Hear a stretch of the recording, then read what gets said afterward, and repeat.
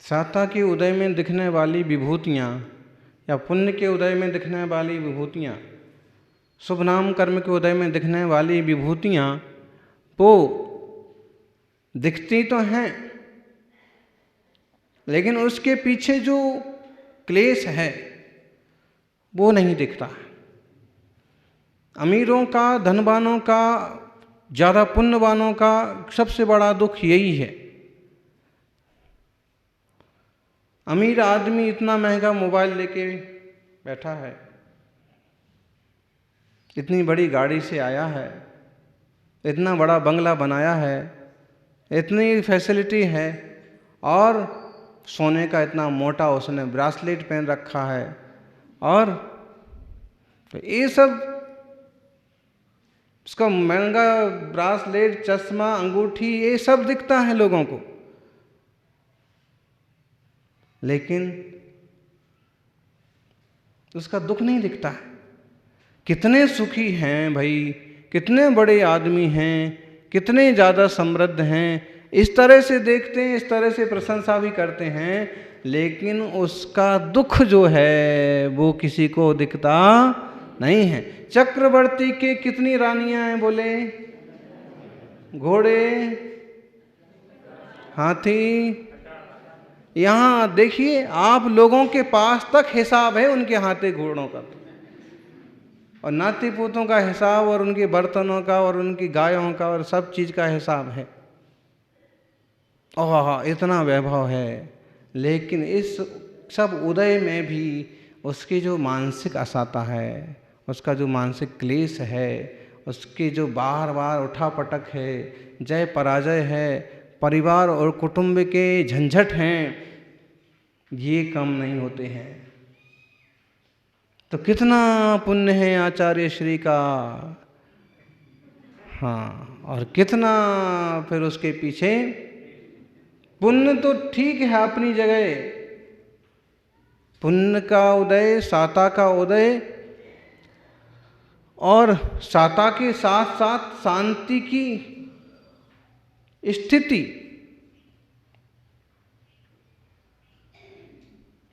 कभी कभी ज़्यादा परिग्रह जो है ना, परिचय क्लेश का ही कारण बन जाता है। कभी कभी क्या, अधिकतम बहुत बार। नहीं जानते हैं उस व्यक्ति को तो उसको यूं टरका देते हैं, चल निकल। जानते हैं तो मुंह लगता है, सर चढ़ता है, और जितना ज़्यादा जानते हैं, जितना ज़्यादा उसको पुचकारते हैं, उतना ज़्यादा। ऐसी हालत होती है। कुत्ता होता है,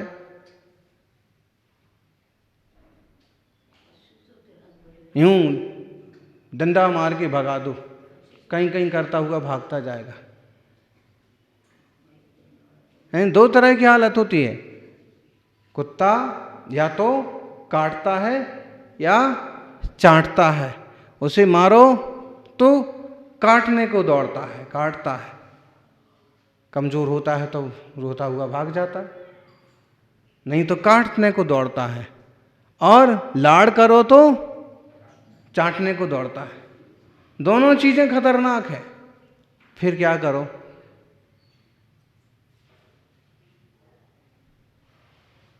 एक मर्यादा रखो, दूरी रखो।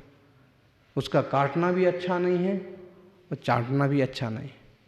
ऐसे ही संसार में जो उदय हैं, जो साता आदि के उदय हैं, इन उदयाधीन दशाओं में ना तो बहुत खुश हो जाना है और ना बहुत संक्लेशित हो जाना है।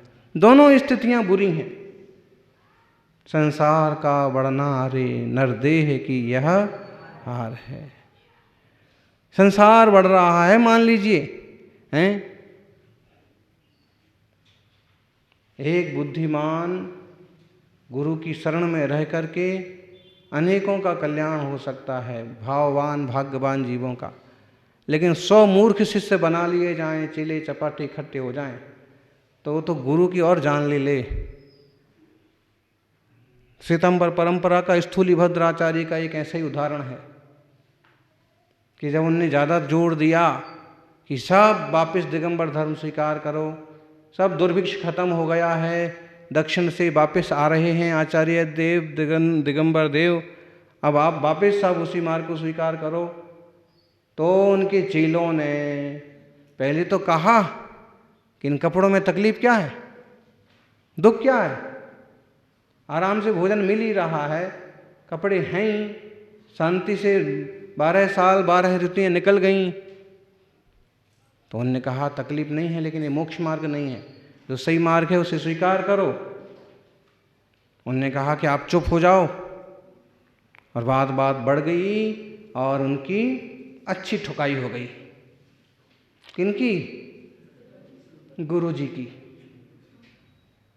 चेले कोई कम नहीं होते हैं, अपने पर आ जाएं तो गुरु को भी ठिकाने लगा देवे। लेकिन इस टाइप की बेवकूफ़ी से उनका अपना भी अहित होता है, संघ का भी अहित होता है।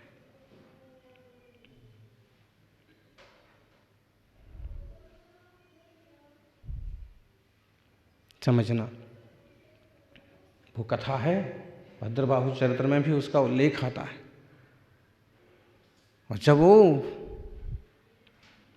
मर गए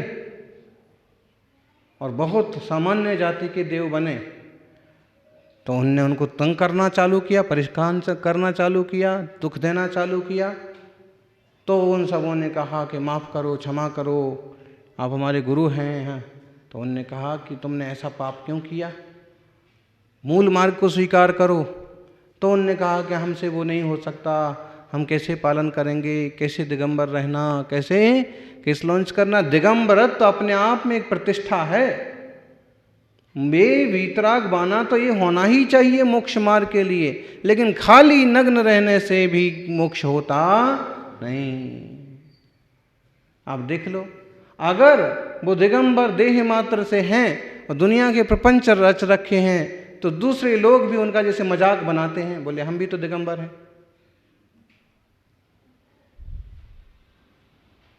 बस एक चादर है हमारे ऊपर, हम दिगंबर हैं। अकेले चादर फेंकने से नहीं हो जाते हैं दिगंबर, कपड़े उतारने से नहीं होते हैं दिगंबर। जब तक भीतर से भेद विज्ञान ना हो, आत्मा देह की पूरी तरह समझ ना हो, तब तक दिगंबर नहीं होते। हम इसी में खुश हैं, हमारे इतने फॉलोवर बन गए हैं, हमारी इतनी लिंक्स बन गई हैं, इतने हमारे ये हो गए। इससे क्या हो रहा है, कौन काम में आ रहा है, हैं?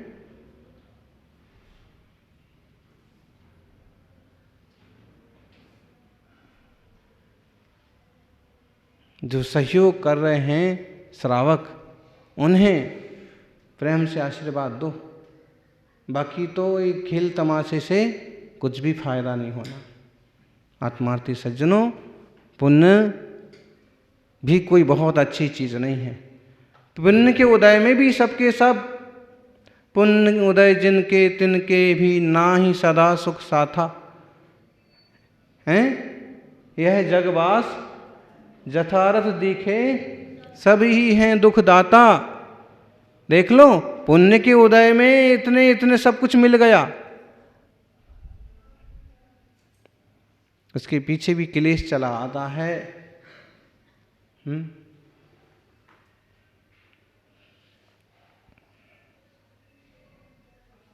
संज्ञानी समझता है संसार किसी भी तरह से बढ़ता है, किसी भी तरफ से बढ़ता है, तो उससे आत्मा का हित नहीं होता है।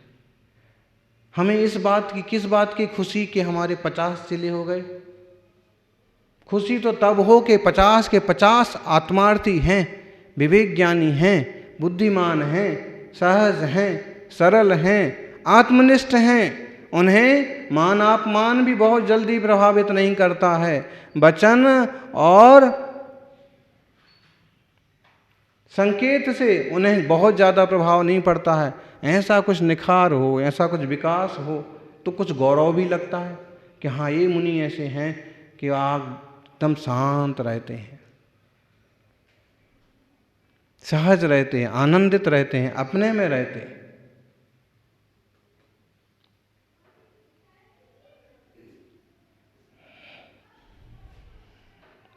ज्ञानियों,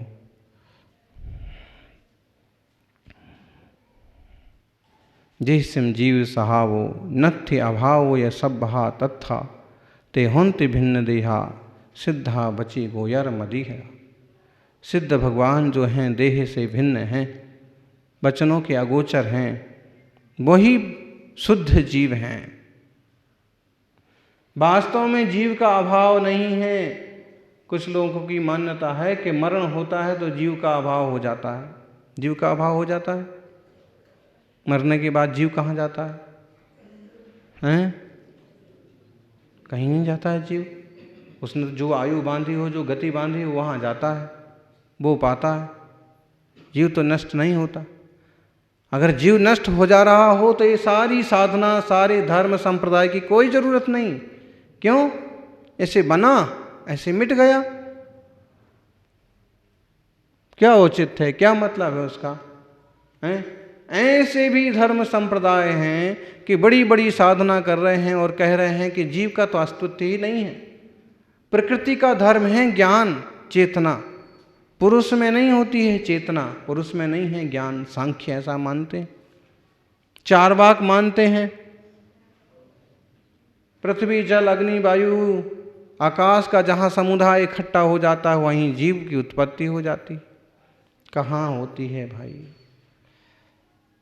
जीव है और शाश्वत है, अनादिकाल से संसार में सुख दुख भोगता चला आ रहा है और यह ही अपने कर्मों का नाश करके सिद्ध हो सकता है। जीव का स्वरूप स्पर्श रस गंध वर्ण से रहित है। हम लोग चंपापुर में थे, चतुर्मास था 1998 का, 1998।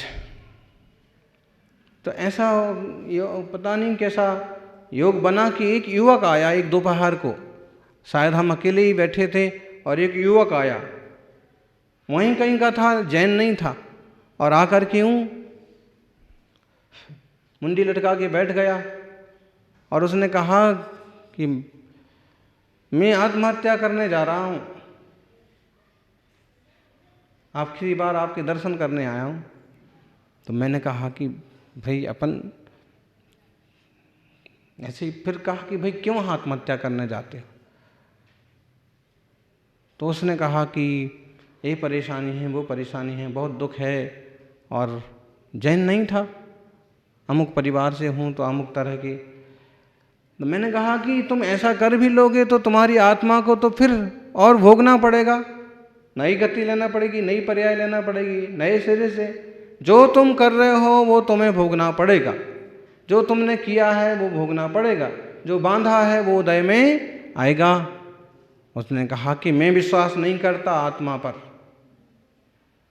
जीव शाश्वत है, जीव फिर जन्म लेता है, मरण करता है, मैं विश्वास नहीं करता। आप बताओ कहाँ है आत्मा, कहाँ है जीव? तो हमने कहा कि भाई जो आप बोल रहे हो, जो आप जान रहे हो, ये जानने वाला ही तो जीव है। उसने कहा कि नहीं, ऐसा नहीं होता है। इतने में क्या था कि अभी तक लाइट बंद थी, लाइट बंद थी, लाइट गई हुई थी, और लाइट आ गई तो बल्ब जल गया। लाइट की तरफ नजर गई तो उसको कहा कि भाई बताओ लाइट कहाँ से आई? उसने कहा कि ऊर्जा ग्रह से, जहाँ से बिजली कनेक्शन जुड़ा हुआ है वहाँ से चालू हो गई होगी, लाइट आ गई। अभी तक क्यों नहीं चमकती? क्योंकि अभी तक जुड़ा नहीं था। जैसे बल्ब में ऊर्जा केंद्र से और जुड़ाव हो गया और लाइट आ गई, चमक आ गई, प्रकाश हो गया, ऐसे ही आत्मा देह में चेतना रूपी प्रकाश करता है।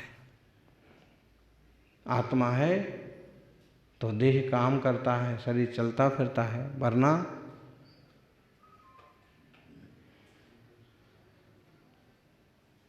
अब फिर कहते हैं दिखती क्यों नहीं? लाइट तो हमको दिख गई, आत्मा क्यों नहीं दिखती है? क्यों नहीं दिखती है? लाइट तो पुद्गल की पर्याय है। अंधकार, प्रकाश, छोटा बड़ा, आतप, उद्योत, सब सद्दो बंदो सोमो थूलो संठान भेद तम छाया जो दाल वसैया और गलदब्बस से पच जाया। तो वो तो पुद्गल की पर्याय है इसलिए दिख गई, लेकिन आत्मा चैतन्यमय है, वो दिखती नहीं है, अनुभव की जाती है। कैसे? उसके लिए आत्मा का जो स्वरूप बताया है यहाँ पर भावपाठ में 64 नंबर की गाथा। अरसमरूपमगंधम अबत्तम चेदिणा गुणमसद्धम जान अलिंग गहणम जीवम निदिष्ट संठानम। अरस है, कैसा है आत्मा? समझने, ध्यान देना, कोई रस नहीं है आत्मा में, चेतना में हैं। बोले एकदम नीरस महाराज हैं, ये तो नीरस खाते हैं और नीरस रहते हैं। नीरस रहने में ही फायदा है। कुछ लोग खाते तो नीरस हैं, लेकिन जीवन सरस है, शांत है। और कुछ लोग खाते तो सब रस हैं, लेकिन जीवन नीरस है। वो नीरस जीवन से कोई मतलब नहीं। ऐसा नीरस जीवन हो जो राग द्वेष रूप रस से रहित हो। अब यहाँ कह रहे हैं कि चेतना में कोई रस नहीं है, ना खट्टा मीठा चरपा कड़वा कसायला, कोई रस नहीं है, कोई रूप नहीं है। लाल पीला नीला सफ़ेद गुलाबी हरा कोई भी रंग बना लो, कोई भी गंध नहीं है चेतना में। वो तो अमूर्त द्रव्य है। ये सब चीज़ तो पुद्गल में होती हैं। अगंध है, अव्यक्त है, उसे इंद्रियों के द्वारा पकड़ा नहीं जा सकता। वह पौद्गलिक रूप से व्यक्त नहीं है। चेतना गुण कैसा है? और आत्मा चेतना गुण वाला है। अशब्द है, शब्द रूप नहीं है। शब्द उच्चारण करना या शब्द से कहा जाना भी उसका अपना स्वभाव नहीं है।